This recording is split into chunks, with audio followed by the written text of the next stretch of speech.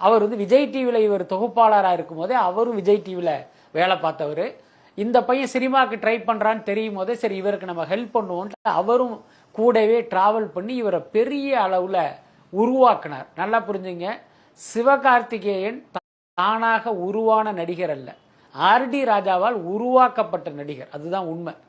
அவர் தான் இவரை பார்த்து பார்த்து பார்த்து ஒரு சிற்பி எந்த அளவுக்கு கவனத்தோட ஒரு சிற்பத்தை செதுக்குவானோ அந்த மாதிரி சிவகார்த்திகேயன் என்கிற ஒரு சின்னத்திரை நடிகரை ஒரு மிகப்பெரிய ஹீரோவா டிசைன் பண்ணது அவர் தான். நம்மளாம் கண்ணால இருந்து பார்த்துருக்கோம்.